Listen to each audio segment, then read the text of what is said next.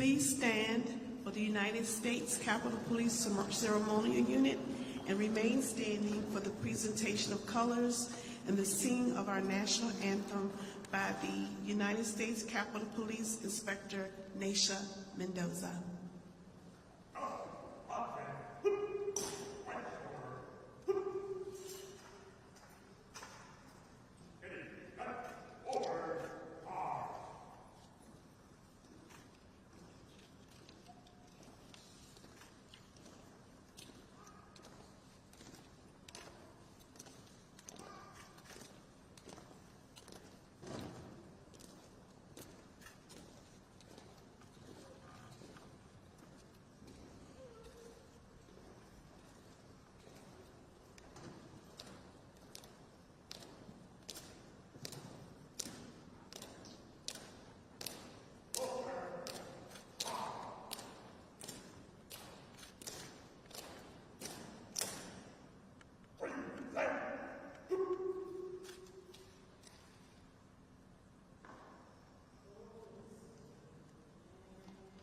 See by the dawn's early light what so proudly we hailed at the twilight's last gleaming, whose broad stripes and bright stars through the perilous fights o'er the we watch were so gallantly streaming, and the rocket's red glare, the bombs bursting in air, gave proof through the night that our flag was still there. Oh, say does that star-spangled banner yet wave o'er the land of the free and the home of the brave?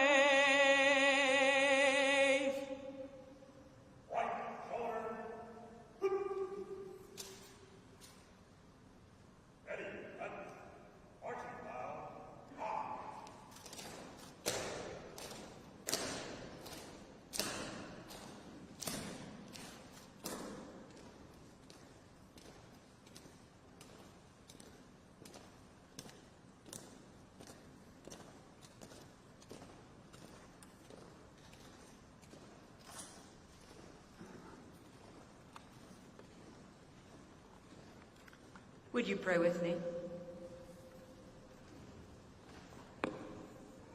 Eternal God, it's in moments like these that we realize not only how quickly time flies, but how precious is the time we have to serve you where and when you call us.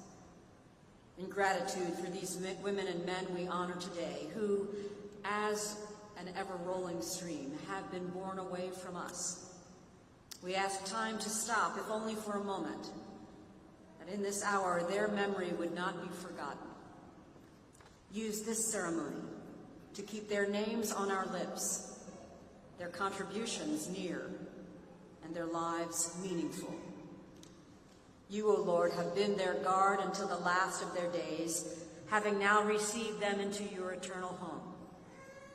In compassion for their families, their friends, fellow Americans who all grieve the end of their watch as public servants, we pray your ever watchful eye on their mourning, for the comfort of your abiding love in their loss.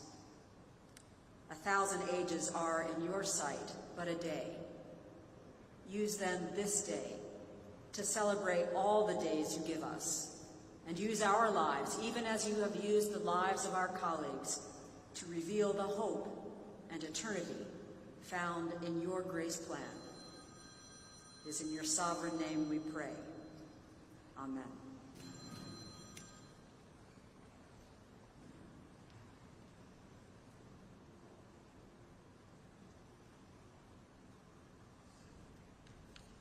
Good evening, and please be seated.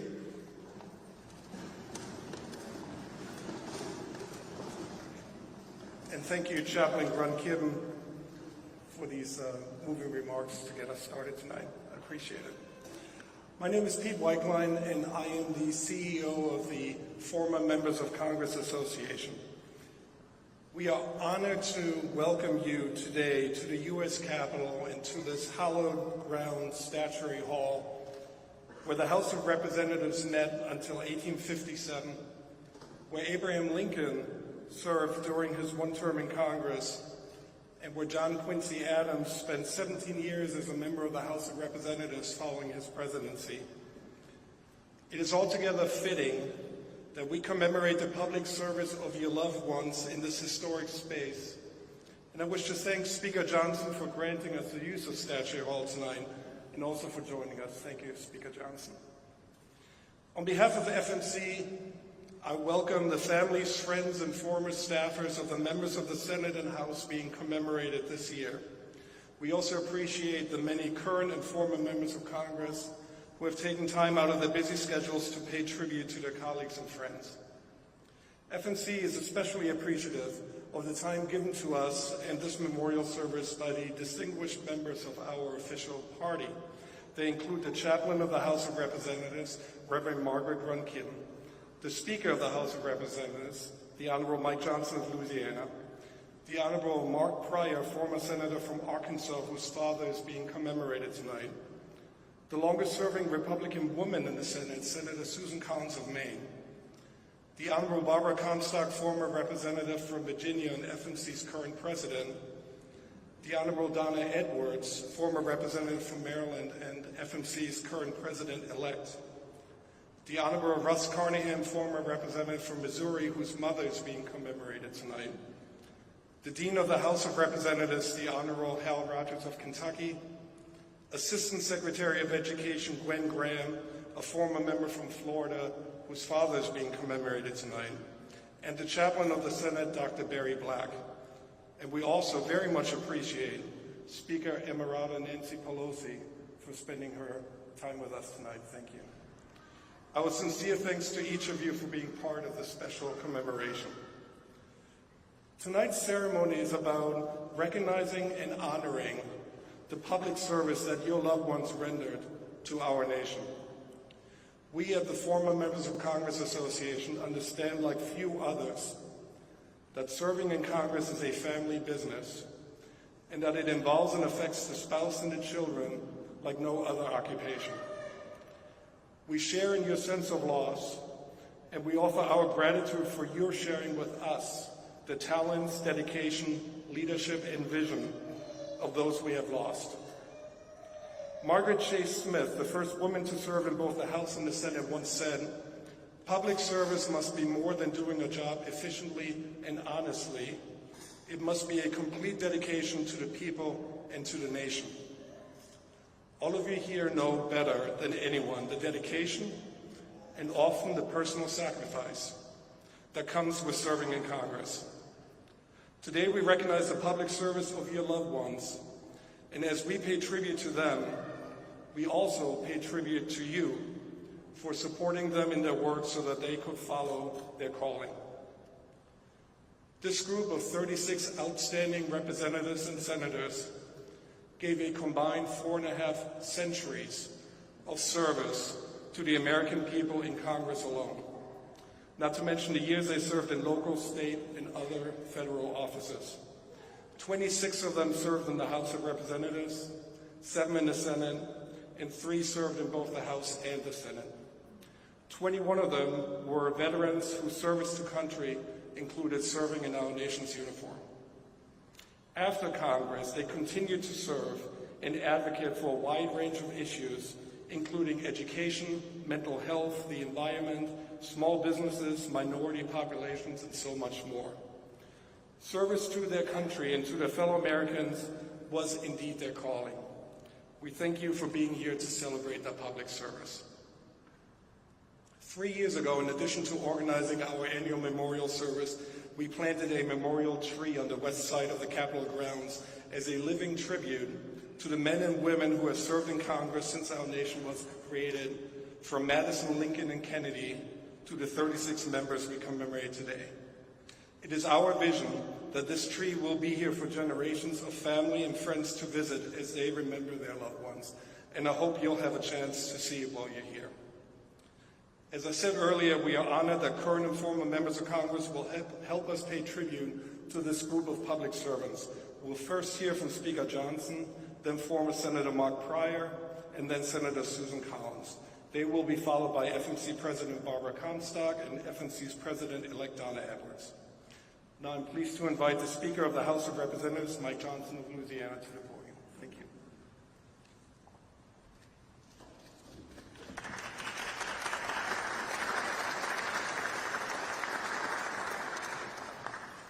Thank you so much, Pete, for the introduction and for all you do for this institution. We truly appreciate it.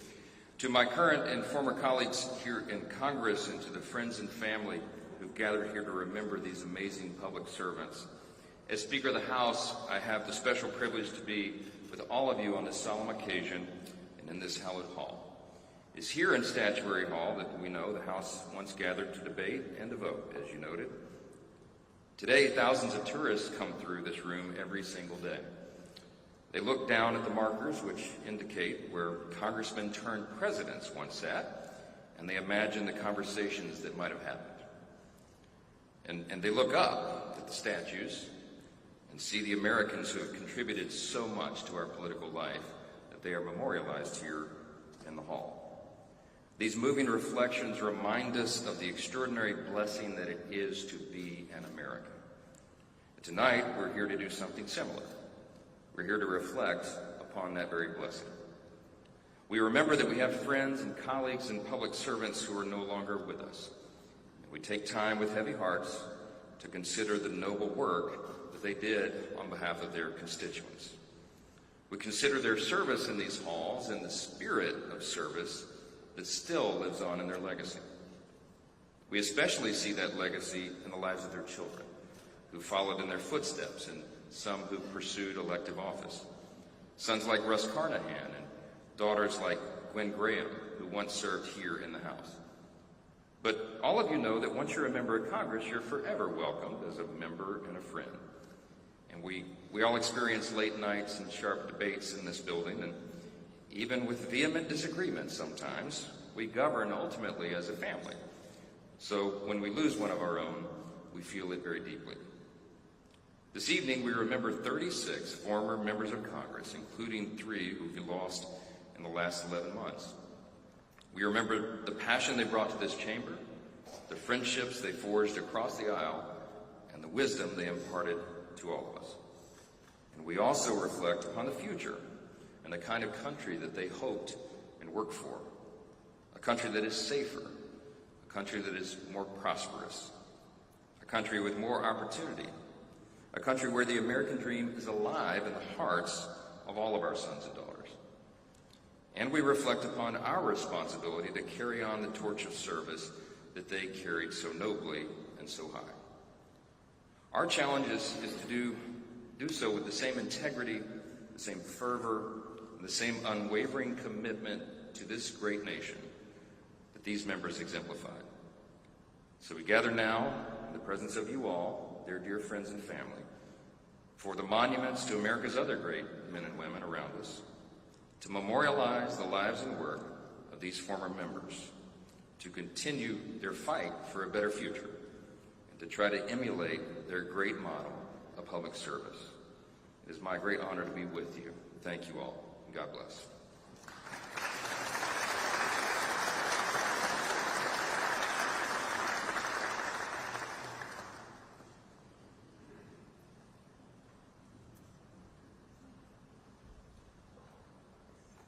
Good evening. To everyone here tonight who has lost a spouse, a family member, a mentor, a friend, a colleague, you have my heartfelt condolences. We honor and pay tribute to those, to their lives, their legacies, and their legislative accomplishments. They were all leaders, and they are all missed. For even though the world knew them all as public servants, they left a more personal mark on each one of you. These men and women did great things, but they also were an important part of your lives. So I acknowledge your very personal loss, and I'm honored to remember them with you tonight. The Congress is a curious place. People spend years of their lives and sometimes millions of dollars to get here. And upon arrival, they learn that governing is hard. The hours are long, and the results are not guaranteed. You learn that, as crazy as it may seem, not every other person agrees with you on every topic. It's an institution that can be filled with disappointment and frustrating. But this is the essential point. The Congress is the nucleus of our republic. Article 1 is the first and most important article in the Constitution. The Congress was designed to be a composite, some might say a grab bag, of our union, blended, melded, and synthesized. A marketplace for ideas where people from all walks of life can assemble to hash out and work through solutions to the challenges that America is facing at that time. Congressmen and senators each come here with their own unique backgrounds and skill sets and strengths and, yes, weaknesses. But the Congress is perhaps the best possible example of a body being greater than the sum of its parts. And I'm optimistic the Congress can still work and will work if we let it work. For my father, David Pryor of Arkansas, the Senate was the prize. He knew from an early age that the Senate is where he could do his most work and be most effective, and he was right. In Harry Reid's farewell speech to the Senate, he said that David Pryor was the best legislator he ever served with. My father's unique set of skills, background, and motivations were deeply rooted in public service with a high level of integrity. Alan Simpson, who served with him for 18 years, one time said, "Washington, D.C. is a place where you can travel the high road of humility and encounter little heavy traffic." David Pryor loved his work, and he loved the people he worked with. And one person I want to mention is it wasn't just his colleagues, but it was the staff, and it was everybody else that makes this institution what it is. And one of his favorite staffers was a young staffer on Bill Cohen's staff, Susan Collins, who's going to be here and say a few words in a moment. But another indisposable part of his personality was his sense of humor.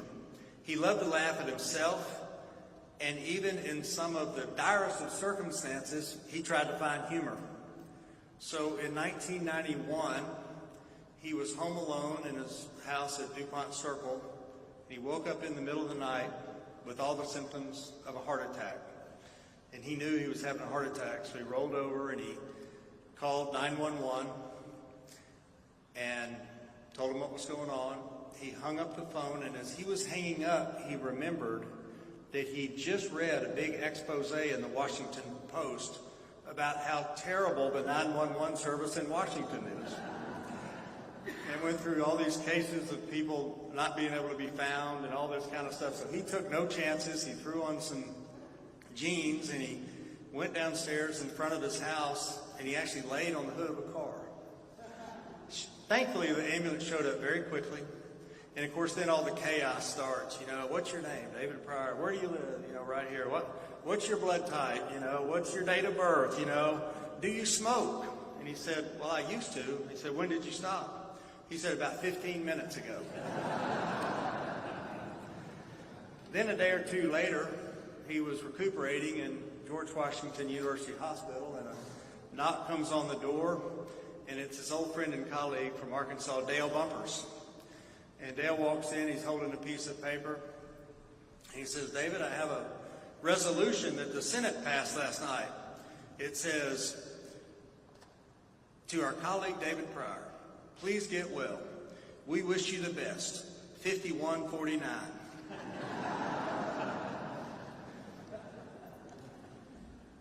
But David Pryor, served in the House for 6 years.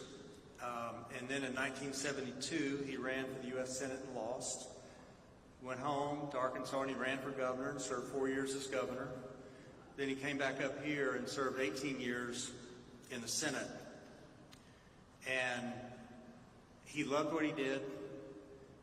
People loved him in Arkansas, and they loved him till the day he died on April 20th, 2024. In closing, let me just say one final word about the Congress.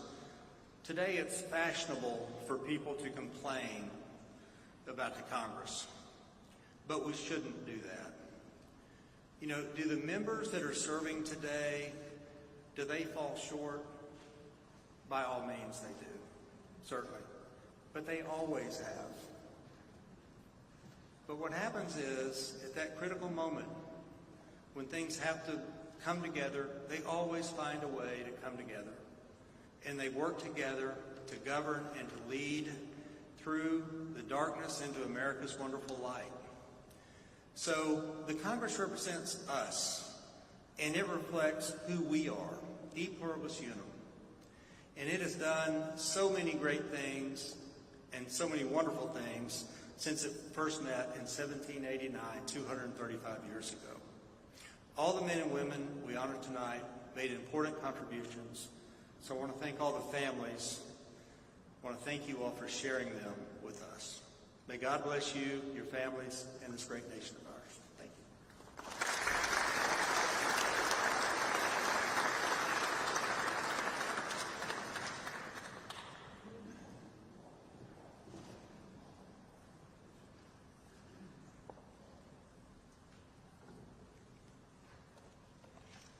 Good evening. In a few moments, the names of the former members of Congress who left us during the past year will be read. Every name recited will touch the hearts of family members, colleagues, and friends who have gathered here. Every ring of the bell will be an echo of their dedication as public servants. Whether Republican, Democrat, or Independent, they shared a commitment to our nation that we honor tonight. To the families here this evening, I offer my heartfelt condolences. I hope you will find comfort in knowing that the American people are grateful for the contributions of your loved ones. I will be speaking about the lives of 4 of these special people tonight, beginning with my fellow Mainer, Joe Brennan. Joe served Maine as Attorney General, Governor, and Congressman, and he was also a member of the Federal Maritime Commission under 3 presidents. Joe was the son of Irish immigrants and grew up in very modest circumstances. He rose to great heights, but everyone in Maine would tell you that he never forgot where he came from. Joe always thought his accomplishments and victories, and there were many, were not the accomplishments of an individual, but rather those of his family and neighbors from his beloved Munjoy Hill in Portland, where he was raised. This connection to his roots accounts for 2 of Joe's most admirable traits: his loyalty to his friends and his support for the underdog. It explains his tireless efforts to make the American dream a reality for even the most disadvantaged family. At a time of growing cynicism about our political system, Joe Brennan's life shows that it does not have to be that way. He was a political realist driven by idealistic motives. It is perhaps fitting that Joe's life ended on Munjoy Hill, not far from where he was born. While the neighborhood may have changed, Joe remained faithful to the values of the boy who grew up there decades earlier. Joe Lieberman was a great American and a great friend. If you ever wonder if one person can make a difference, just look at his legacy. He was a prolific legislator who authored so many significant laws. There was landmark legislation to strengthen our intelligence community in the wake of the 9/11 terrorist attacks. His work to repeal the discriminatory Don't Ask, Don't Tell law was a profile in courage. The bill to reform FEMA after the disorganized response to Hurricane Katrina was yet another of his many lasting accomplishments. Working with Joe was so satisfying because his nonpartisan persistence repeatedly yielded results. But Joe wasn't just a brilliant legislator. He was also a mensch, a person of integrity, honor, warmth, and compassion. I saw these qualities time and again in his embrace of the families who lost loved ones on 9/11, in his determination to do what was right, regardless of the political consequences, and in his love for his family, friends, and country. Joe also had a constant twinkle in his eye that reflected his marvelous sense of humor. I remember a conversation that we had on a long journey to Afghanistan, during which we discussed the relative burdens of Jewish guilt versus Catholic guilt. Joe finally won that argument by saying, "My people invented it, your people perfected it." Vintage Joe. Joe's legacy will continue to inspire all of us who learned so much from him. Dianne Feinstein was a pioneer, a strong and dignified leader, and an inspiration to other women, including me. Hers was a career marked by many firsts. First woman to serve as mayor of San Francisco, first woman senator to represent California, first woman to chair the Senate Intelligence Committee, and the first woman to serve on the Senate Judiciary Committee. Dianne led on a broad array of issues, ranging from oversight of our intelligence community to protecting the environment to advocating for women. She was a determined and tenacious advocate. I worked with her on the Intelligence Committee, where she was an excellent chairman, and on the Appropriations Committee. She was always well prepared, highly intelligent, deeply compassionate, and elegant. In short, a model senator. Dianne was also incredibly thoughtful and generous. When I became engaged 12 years ago, she hosted a lovely reception for me and my now husband, Tom Davrin, in her home in Washington. Another gesture that I remember well happened when our male colleagues started a Senate tradition known as Seersucker Thursday. Diane took it upon herself to buy seersucker suits for all of the women senators so that we could participate as well. I've worn mine every year. That was Diane. She worked on the largest issues facing our nation and our country, but she still paid attention to the smallest details of our personal lives. One of my most treasured possessions is a watercolor that Diane painted and gave to me many years ago. It has hung in my office ever since.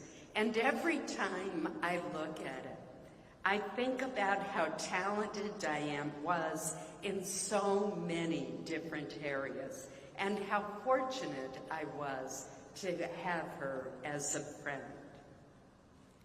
When my colleague Jim Inhofe announced his intention to retire from the Senate, he said that as a young man with a family to raise and a business to grow, going into public service was never in my plan.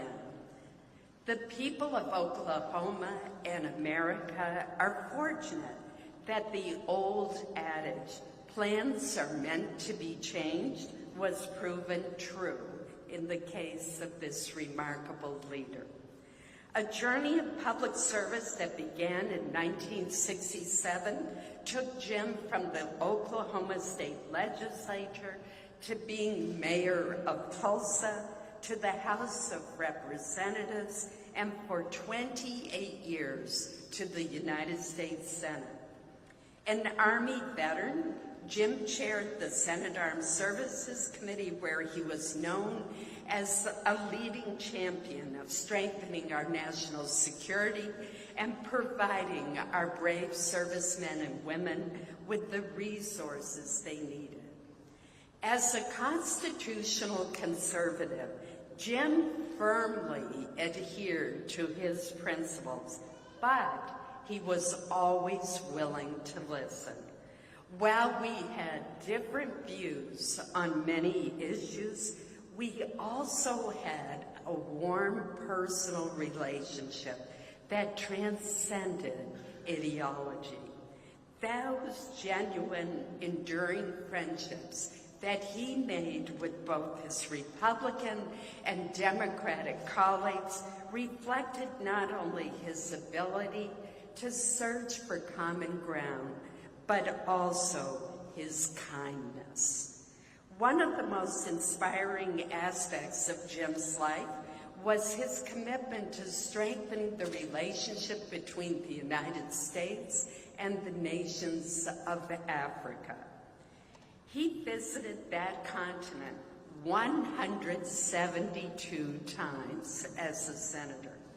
19 of those visits included Ethiopia, a nation that is close to his heart for many reasons, including the fact that it is the birthplace of his adopted grandchild. I will miss Jim's warmth, his stories, and his fabulous annual Mountain Man dinner. Jim was known for his incredible dedication to Oklahoma, to the Senate, and to our country. But most of all, Jim, or Popeye, as his grandchildren knew him, was dedicated to his family and his faith. Among the most moving parts of this annual memorial service are the poetry readings in which the eloquent words from great minds are offered as consolation. It is in that spirit that I offered these words from a great mind of the state of Maine, Henry Wadsworth Longfellow. Death is the chillness that precedes the dawn. We shudder for a moment, then awake in the broad sunshine of the other life. In this life, the patriots we honor here upheld their sacred oath of office and bore true faith and allegiance to the principles of our nation. May God bless them and their families, and may God bless America.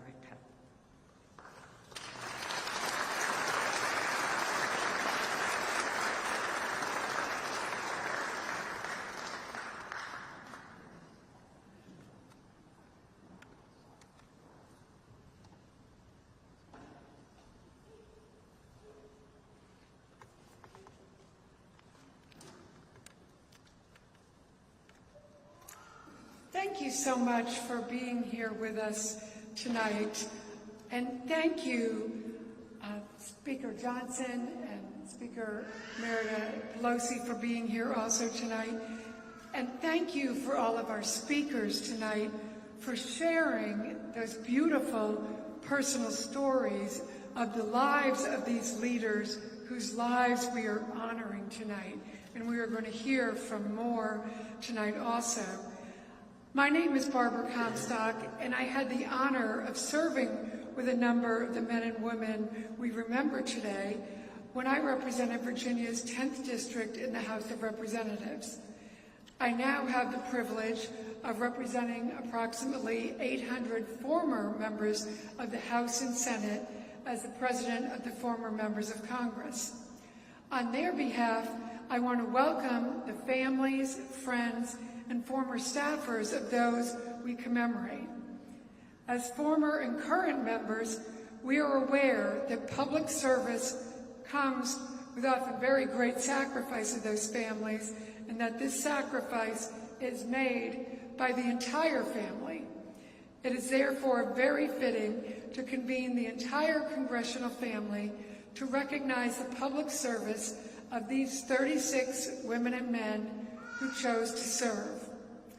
They may have disagreed on issues, but they had a fundamental and unifying truth in common, that serving in Congress was a privilege that came with the responsibility of seeking positive change on behalf of their constituents who elected them. These 36 individuals had the hearts of public servants. They came from 25 states. They were mayors, lawyers, authors, nurses, activists, analysts, soldiers, professors, philanthropists, state representatives and senators, business people, journalists, judges, and more. Representing almost 60 consecutive years of American history, they served a combined 448 years in Congress, from the 89th Congress through the 118th Congress. 21 veterans in this honorable group served in every branch of our armed services and National Guard, going as far back as World War II, with some being awarded our military's highest honors, including the Purple Heart, the Navy Cross, and the Silver Star. They broke barriers, challenged the status quo, and left lasting impacts on this nation through landmark legislation, as you've already heard, for example, by expanding the Clean Air Act, championing measures to protect first responders, and passing the law that established the Department of Homeland Security. 19 among the group dedicated more than a decade of their life to Congress, and 7 served for 2 decades or more. Several of today's honorees were chairs and ranking members of prestigious committees and were responsible for the passing of historical bills. They focused on solutions for Americans, and they sought out common ground as they worked across the aisle to advance legislation that shaped environmental policy, the judicial system, our armed services, healthcare, energy, banking, taxes, and much more. When their time in Congress ended, they continued to serve causes greater than themselves as ambassadors, cabinet members, founders of institutions, special assistants to the president, mayors, activists and environmentalists, directors of nonprofits, civic education activists, members of associations of former members of Congress, and so many other positions, always devoted to the American values that define the pillars of this building and our nation, and to the blessings of liberty we cherish and wish for the world. And since you're hearing the sounds of little children, I know they also served as grandparents out there too, right? And they answered the call to serve from those who came before them, to carry on the traditions of democracy given to us by our founding fathers and all who have fought for freedom.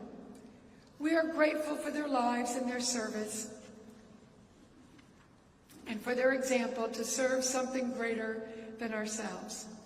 To the many family members and staff who are with us here tonight, I want to say thank you for supporting them and for allowing them to serve all of us. We are better for knowing them. America is better because of their service. I now invite FMC's President-elect, Donna Edwards of Maryland, to the podium to join me in reading the names of the members we are commemorating this evening. As each name is read, we are going to, a bell will be rung, and when you've heard the name of the member you are here to honor, we invite the family members, friends, and former staff members of that member to then stand up and remain standing until all names have been read. Following the completion of the honor roll, we ask that everyone please remain standing as we observe a moment of silence together. Okay. So, over here, get our names.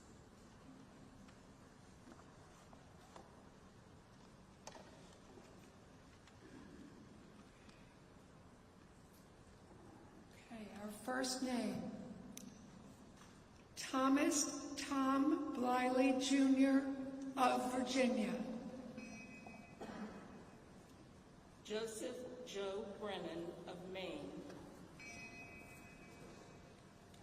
Chris Cannon of Utah. Jean Carnahan of Missouri. M. Robert Bob Carr of Michigan. Richard Dick Clark of Iowa. William Bill Delahunt of Massachusetts. Arlen Erdahl of Minnesota. Robert Terry Everett of Alabama. Duncan Locke Faircloth of North Carolina. Diane Feinstein of California. Daniel Bob Graham of Florida. William Bill Gunter of Florida. Philip Hayes of Indiana. John G. Hutchison of West Virginia. James Jim Inhofe of Oklahoma. Sheila Jackson Lee of Texas. Eddie Bernice Johnson of Texas. James Paul Johnson of Colorado. Herbert Herb Klein of New Jersey. Herbert Herb Cole of Wisconsin. Joseph Joe Lieberman of Connecticut. Paul Pete McCloskey of California. John Alex McMillan of North Carolina. Ronald Mattel of Ohio.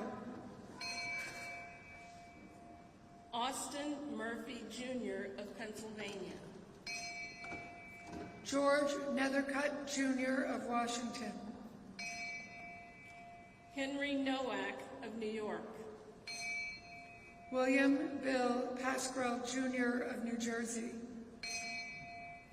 Donald Payne, Jr. of New Jersey. David Pryor of Arkansas. William Bill Richardson of New Mexico.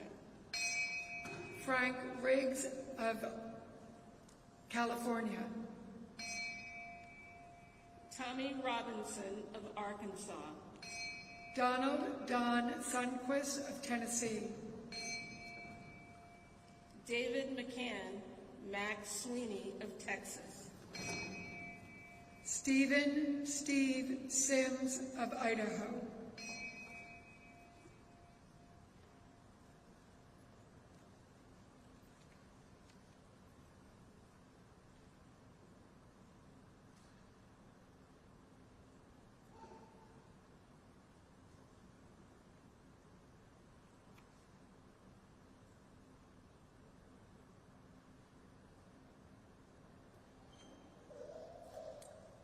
Thank you. You can now be seated.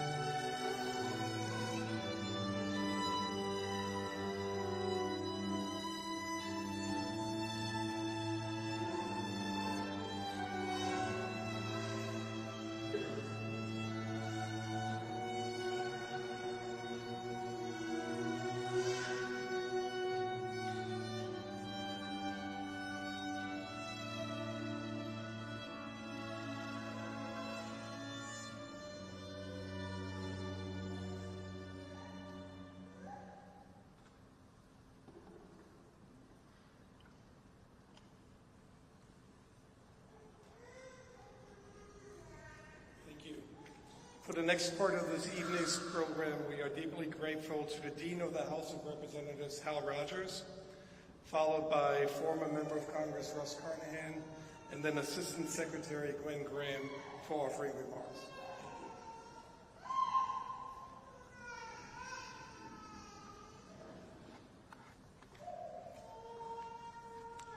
Good evening. As Dean of the House, I've had the divine privilege of serving with every member in the House since President Ronald Reagan was in the White House. I count each one of these people a friend and respected colleague, regardless of party line. Our House is the best reflection of this great nation. Our members represent every corner of our country, threading the fabric of our patriotism and devotion to make America a better place. My former colleagues on this list bravely put their name on the ballot time and again, championed causes important to their corner of America, and made sure their constituents were represented in these historic hallowed halls. I've been blessed to develop a lasting friendship with many of our former colleagues, including Don Sundquist of Tennessee. Don accomplished a rare feat that every elected leader aspires to, winning every election in his path, including 6 terms in Congress and 2 terms as the 47th governor of Tennessee. We remained friends long after he left the Capitol. In fact, I personally owe Don my deepest gratitude for introducing me to my beautiful wife, Cynthia, and hosting our wedding at the governor's mansion in Tennessee, where my wife is from. Even though the House brings all of us together in Washington, we know that this house is not our home. It's our families and our home communities that give us the drive and determination to fight the good fight. To all of the families represented here today, thank you for sharing your loved one with us. Each of them have a marketplace in the history of our democracy by sharing the resounding voice of the American people back home.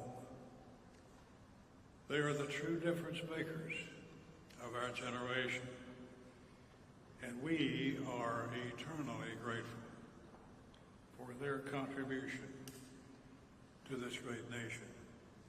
Thank you for sharing that person with the rest of us. May the Lord bless and keep you and give you peace in the years ahead. Godspeed.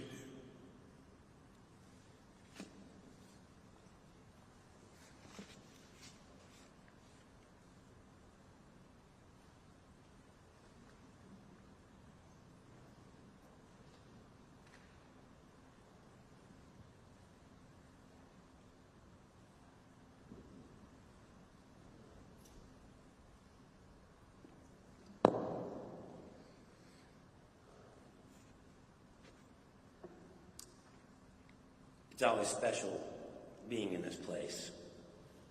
I remember coming here as a freshman, listening to Steny Hoyer describe walking into this building. And if you didn't get a little extra spring in your step, stand a little taller, a little prouder. Maybe it was time to go.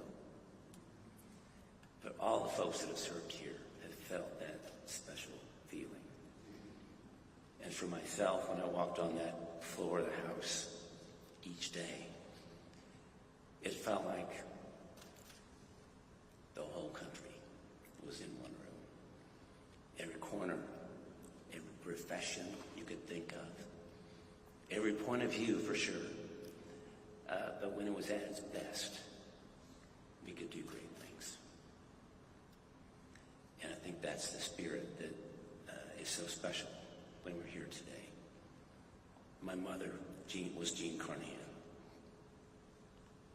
She was born here in D.C., only child of Reginald and Elvina Carpenter in 1933. They were working class folks. They raised her in a row house down on S Street in Anacostia. And she was growing up during the war, and And the family had great respect for our country and for this capital, but they were not really involved in politics. No one could have imagined a life path that would have brought her here to serve as the first U.S. Senator, first female U.S. Senator from Missouri.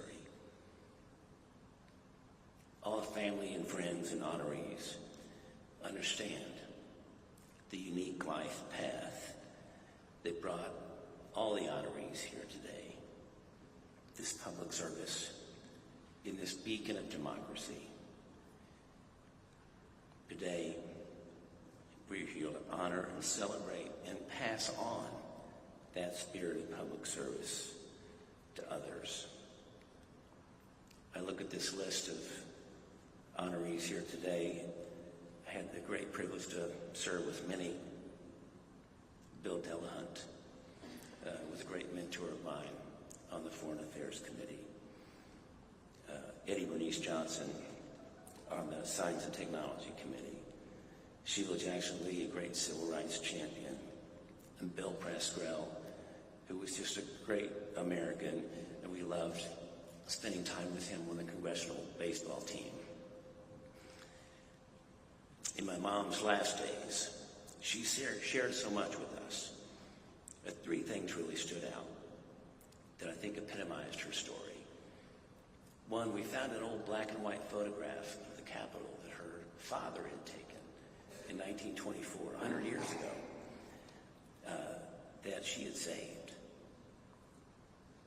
And we actually recreated that photograph today, earlier, with my family that was here. She also had saved a faded old U.S. Senate guest pass from 1949, made out to Jean Carpenter. She had visited here as a 15-year-old. That's about the time she met Mel Carnahan, whose father had just been reelected to Congress on Truman's ticket in 1948. Not long after they met, Dad said he wanted to get involved in politics. He wanted to marry her and go back home to Missouri and get involved in politics. And that's exactly what they did. Through many campaigns, Dad ran for municipal judge, the state legislature, 3 statewide offices, including 2 terms as governor, the U.S. Senate race in 2000. Mom served as First Lady in Missouri for 8 years. She was always by his side through all those races with her wit and her spirit and her sharp mind of how to get things done for people. She also had saved in a special place her U.S. Senate member pin. While most come to Congress following victory and celebration, Mom came here following tragedy, crushing loss. Her strength in those toughest moments were a testament to her deep faith and belief in public service, and served as an inspiration to many, including myself, running for Congress, serving here, my sister as Secretary of State, my brother an entrepreneur, my wife Deborah, an Assistant U.S. Attorney. She taught us well in both words and deeds to dream and dream big. Some in life, especially public life, are known for examples of their power.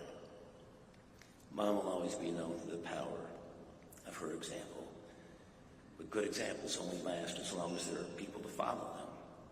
That's where you all come in. Like all great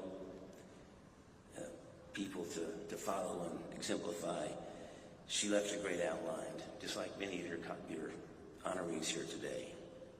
She expects us to blast out of here with her example and all the honorees' examples etched on your hearts, and expecting us all to dream and dream big.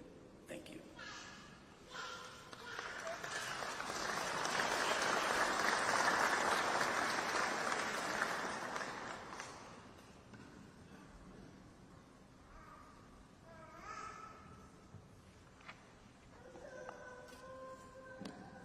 Good evening.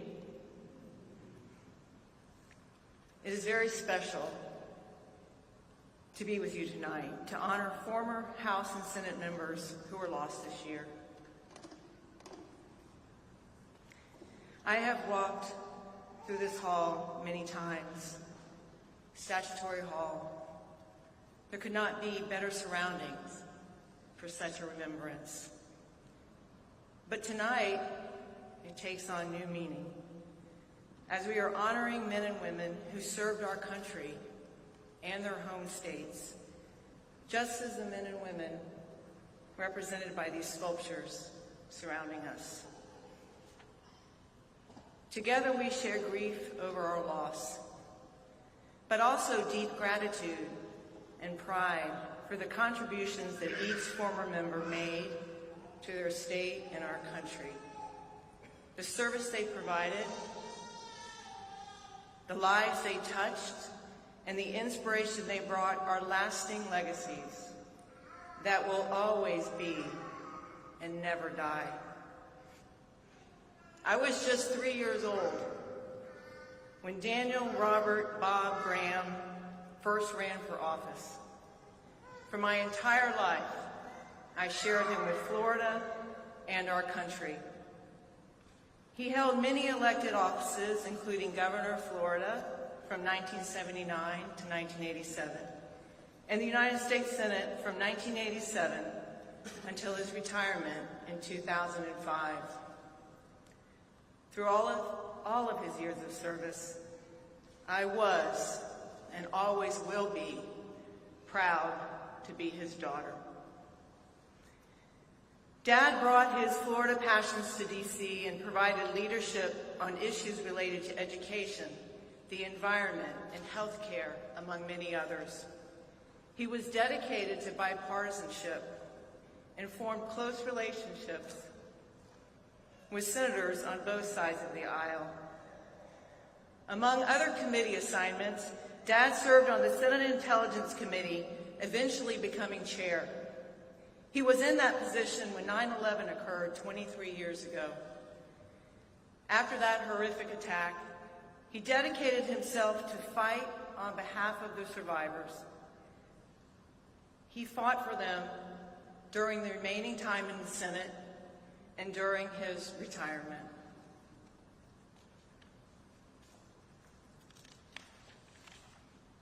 Now, as for that retirement, it was the one thing Dad failed at in his lifetime. In fact, my mom couldn't tell any different. Between writing 5 books, including fiction, nonfiction, and a children's book, teaching, including a year at Harvard's Kennedy School of Government, many speeches, co-chairing the National Commission on the BP Deepwater Horizon oil spill, many family gatherings, and traveling around the world, he kept himself busy. The retirement project he was most excited about and proud of was the development of the Bob Graham Center for Public Service at his beloved University of Florida. The center prepares students for effective civic engagement, public leadership, and public service in local and international communities. Today, September 19th, is a date that recalls historical events which feel all too familiar in our current circumstances. It was on this day in 1881 that President James Garfield died from an assassin's bullet and was succeeded by Chester A. Arthur. On this date 30 years ago, in 1994, 25,000 American military personnel arrived in Haiti to support the return of a democratically elected president. These events remind us of the resilience of our American democracy and our national commitment to support democracy here and abroad. Those democratic ideals are why my father loved our country so much. He particularly loved that our democracy was rooted in the first 3 words of the United States Constitution: we the people. Bob Graham had many titles. The public knew him as governor and senator. My sisters and I called him Dad. His 11 grandchildren, 2 of whom are with us tonight, called him Doodle. And when he was really good, and it happened a lot, they called him Super Doodle. But Dad believed that the most important title in our democracy was citizen. He knew that citizenship was the lifeblood of our democratic system and was passionate about helping Americans understand and embrace their rights and responsibilities as citizens.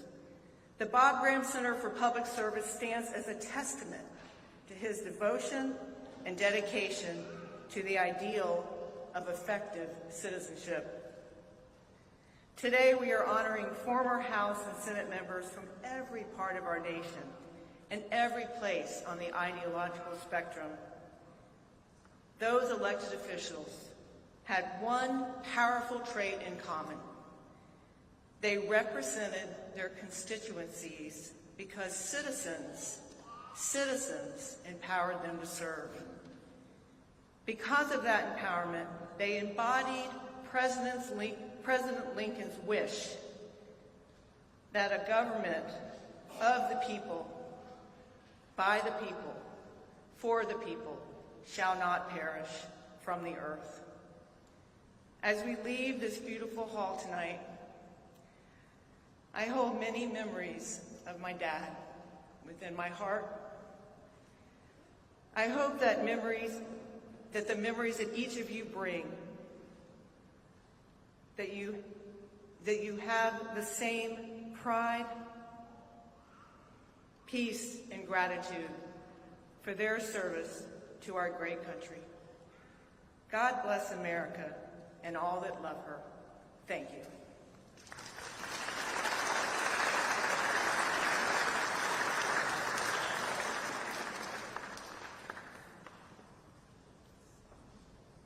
Thank you so much, Secretary Graham. As we conclude tonight's memorial service, I'd like to thank those who helped make this evening so special. The Madrid Trio, the Capitol Police Ceremonial Union, the Sergeant at Arms Office, the Office of the Architect of the Capitol, and of course the Speaker's Office. And a special thank you to Jane Campbell and her team at the U.S. Capitol Historical Society who donated and volunteered their time tonight. And I also want to acknowledge and thank, of course, my outstanding staff at the Former Members of Congress Association who put this wonderful and memorable evening together. But last, and certainly not least, let me thank all of you for honoring us with your presence today and for the commitment of you and your loved ones to public service, to Congress, and to our country. I hope you will join us for a gathering in the Rayburn Room, which is right down that hallway, after the service concludes. Now please stand for the concluding prayer offered by the Chaplain of the Senate, Dr. Barry Black, and then remain standing as we sing together, America the Beautiful, and you can find the text in the memorial program. Thank you.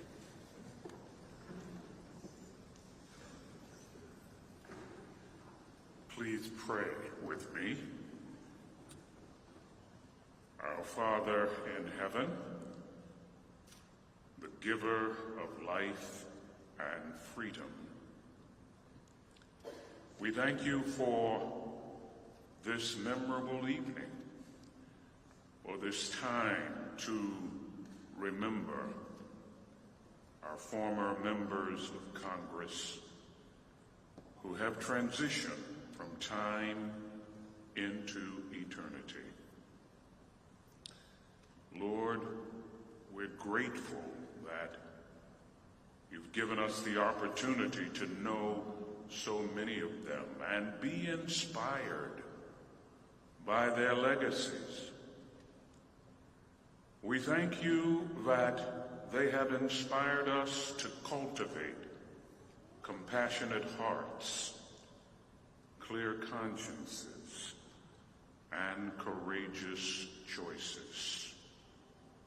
Strengthen us as we continue to attempt to follow their example of being courageous defenders of truth true guardians of liberty. Mighty God, support us all the day long until the shadows lengthen and the evening comes and the busy world is hushed and the fever of life is over and our work is done. Then in your mercy, grant us, like those who have gone before us, a safe lodging and a holy rest and peace at last. We pray in your marvelous name. Amen.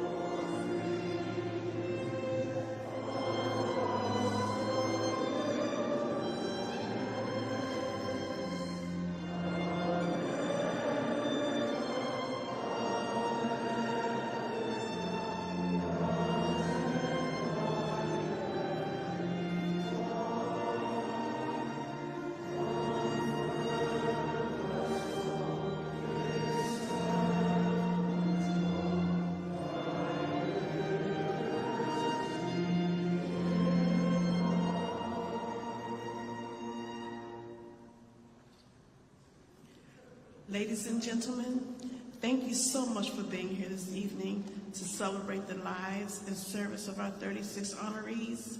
Please join us for a reception in the Rayburn room next door.